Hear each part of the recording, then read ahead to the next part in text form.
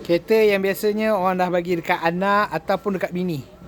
Yang ni sebab dia boleh berguna harian, minyak jimat, maintenance rendah. Myvi 1.3 Special Edition tahun 2014 guys. Kereta satu sahaja owner, lelaki Melayu. Kereta dijaga sangat-sangat rapi, sangat-sangat cantik. Okey, yang ni baru je masuk juga.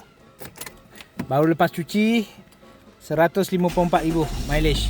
Original bukan usik. Memang kita dapat apa daripada owner bagi.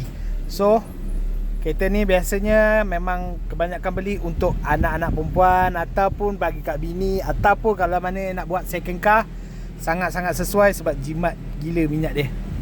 Maintenance kereta-kereta macam ni tak payah pening kepala. Kau jaga minyak hitam, kau jaga minyak gearbox, kau jaga filter-filter dia, insyaAllah kereta takkan banyak ragam punya. Okay, ini antara kereta-kereta pilihan rakyat Malaysia. So kalau kau tengok bonnet pun tak adalah besar sangat, boleh juga nak bawa untuk long distance kereta-kereta macam ni.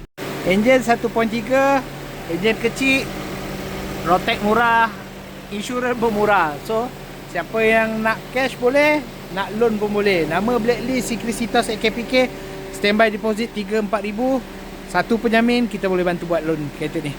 Kalau kau nak info lebih pasal kereta ni, masuk ke profile saya, ada link dekat situ, nanti jumpa saya. Okay, so apa hal?